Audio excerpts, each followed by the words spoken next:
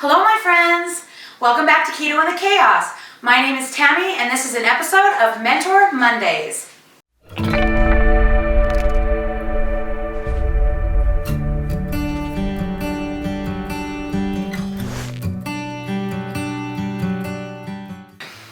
I've already taught you about this higher protein, moderate fat version of keto with macros that are set to optimize lean body mass retention and promote fat loss.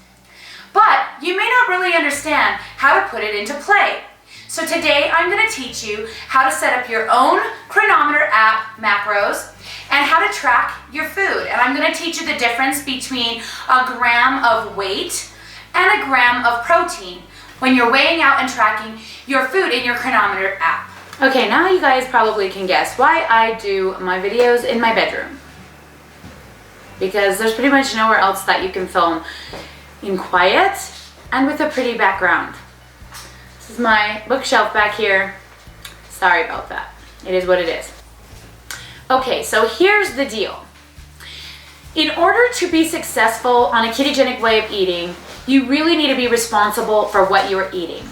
I know there's a lot of people out there saying you don't need to track, all you need to do is eat keto, you don't need to worry about calories, you'll be good as long as you're burning fat off your body. You'll be burning fat off your body as long as you're in ketosis. Well, that is technically true. The more grams of fat that you ingest, the fewer grams that are going to be burned from your body. So if your goal is fat loss, make sure to double check your fat macro and make sure that you're not overeating your fats. It's pretty common on keto to easily overeat fats with trying to hit a 75%, 20%, 5% ratio. If you're new to keto in general, that is what is considered to be an optimized keto meal, is if the meal contains 75% fats, 20% proteins, and 5% carbs. The problem with that is if you overeat on your proteins, you need to raise your fats in order to keep your pretty little pie chart average or your pie chart score of calorie intake. But the problem with that is that the higher up you go, the more calories you're consuming and the more fat calories you're consuming, so the fewer fat calories you are burning from your own body. So just keep that in mind as you're doing a ketogenic diet, that calories do matter and that in order to lose fat, you need to keep your fat calories lower. In order to feel satiated on a ketogenic diet and to maintain your lean muscle mass, I recommend raising your protein. We're not talking about a disgustingly large amount of protein, and you can see in my Protein Mentor Monday video what I'm talking about here.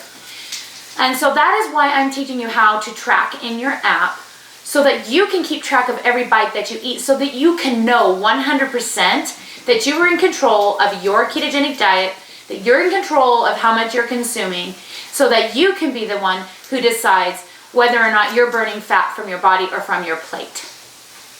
Okay, so the first thing I want to teach you about is the difference between weighing grams of protein and weighing actual grams of food. Okay, so to get started, the two main things that you're really going to need is a nice food scale. And when I say nice, it doesn't have to be nice. You've seen my old one on my other videos. But the difference is that it needs to be able to weigh in grams and it needs to have a tare button, T-A-R-E. And another thing you're going to need is some way to track it. The easiest way to track is on your smartphone. So I'm going to show you the app that I use to track my food and how I set it up. So if you go into your app store and you search up Cronometer, you're going to want to make sure you type it without an H. So it's Cronometer. The one that I use is the red one. There's also a gold version. I don't really know anything about that. I know that it's free, but I don't exactly know what it offers. I just chose to buy the $2.99 Cronometer version. Oh, that's the gold version. So no wonder it says install. The one I have is this one right here, ad-free, and it was $2.99. That's a one-time fee. Okay, so when you first open your Cronometer app, it is actually going to pop up to your food diary and the current day that you are on. You can see here I've already put in my first meal of the day. In order to set your macros to be what you want them to be, you need to click on your targets. If you have your targets open, you can see the protein, the carbs, and the fats breakdown of how much you've eaten today. But you can see that I have goals. I have my goals set at 120 grams of protein, and this one is another carb. It's a carb limit, so it doesn't show, and 78 grams of fat. So if you want to change those to put your own personal macros in, you click this right here.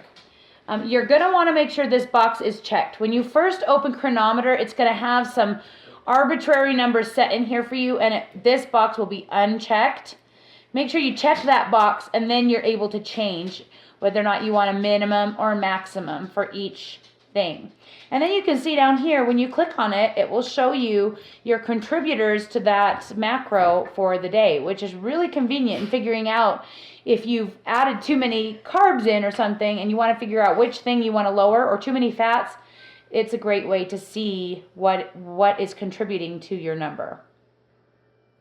So you want to go into each one, and just like you can see, I have my max net carbs set to 21.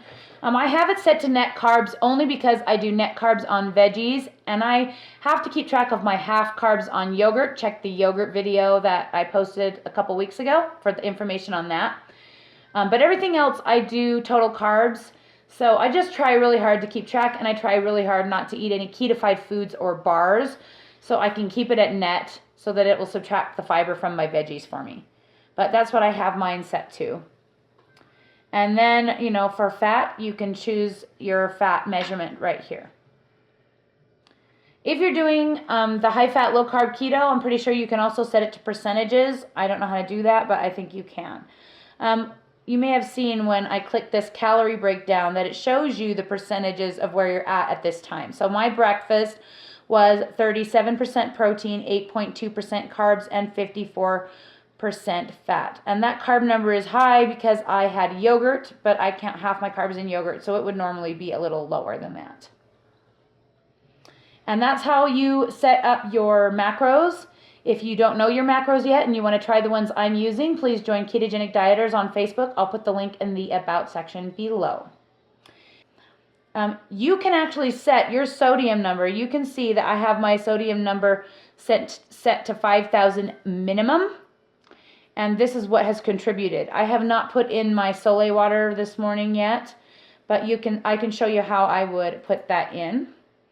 So I go back to my food diary, my diary down here, and I'll click add food, and I click Sole water.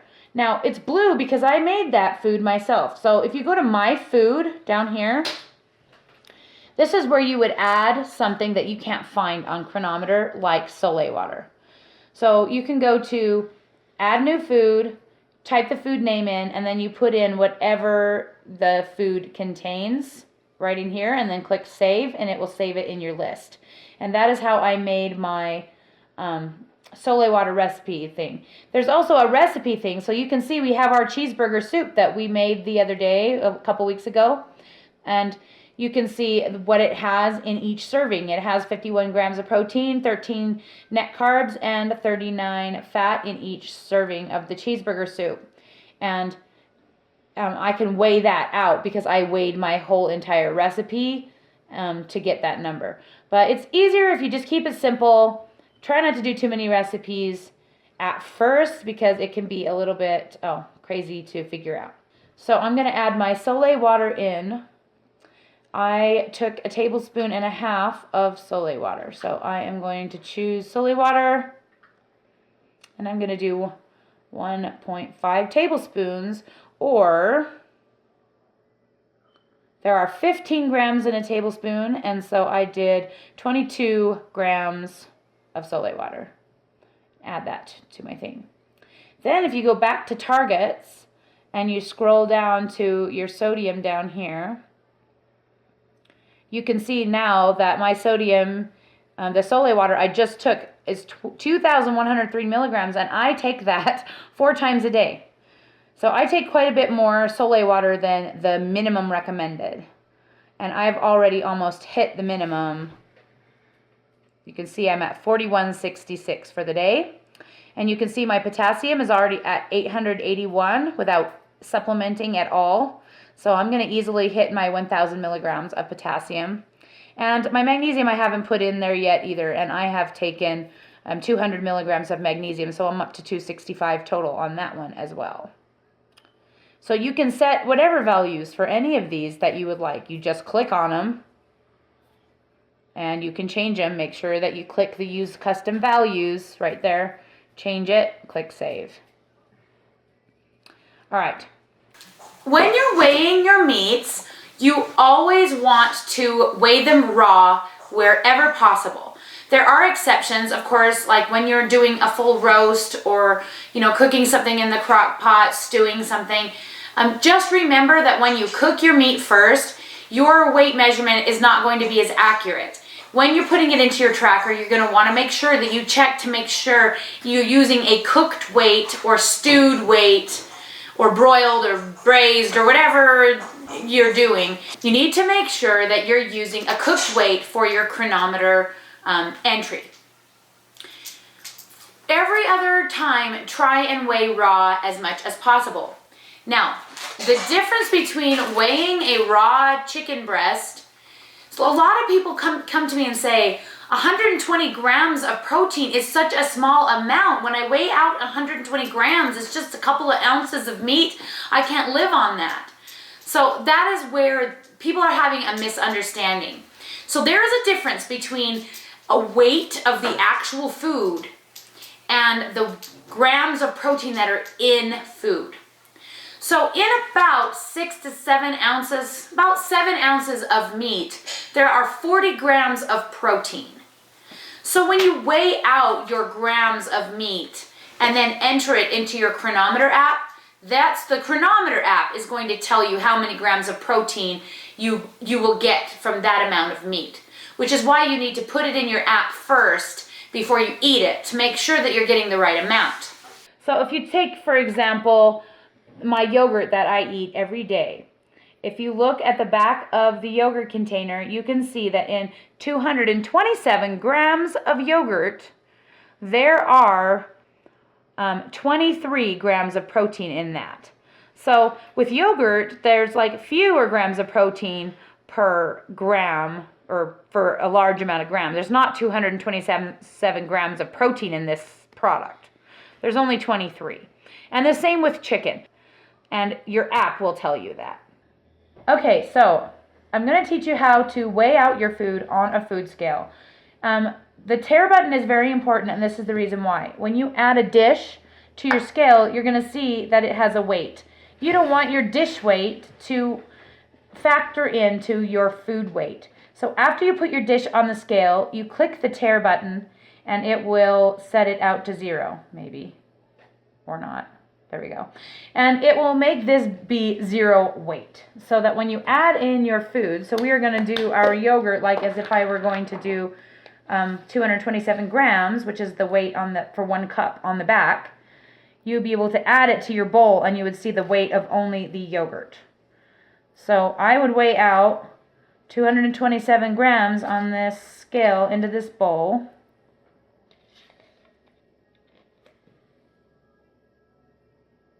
And then I would know I would have exactly 23 grams of protein in my food plan. There you go. 220. Oh, I had it? Is that what you're saying? There we go. 227. So that's exactly 23 grams of protein, but it's 227 grams of actual weight of food. Okay, so be careful when you buy pre-sliced cheeses. Often a sliced cheese isn't going to have an exact amount. Sometimes it'll be an ounce per slice and sometimes it won't, depending on the brand.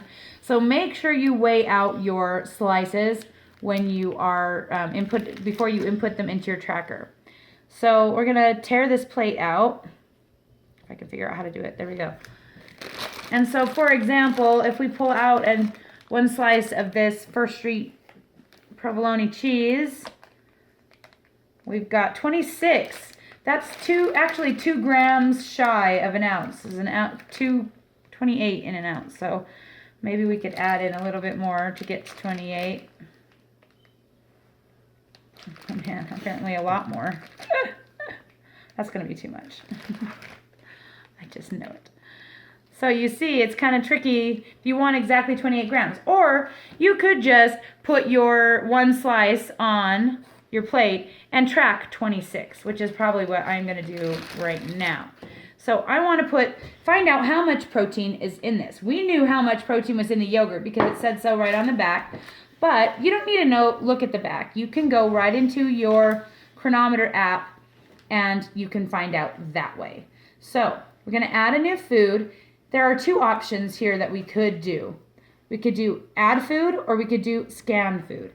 Now, if your food package has a barcode on the back, you can just click the scan food tool and you can go right on the barcode and it will bring up the food right there. Now, notice it says one slice. I don't know that I trust that, so you can change it to grams. And then we did 26, so we just put 26. You can see that it's different than one slice, isn't it? It is almost a gram of protein less than it would be for an actual ounce of the cheese. So we can just put that into our tracker that way. So another thing that Cronometer is really great to track is your weight. So let's see, I'm going to go back. I never tracked my weight on Sunday, so I am going to go back. Is that Sunday? Yeah, this is Sunday.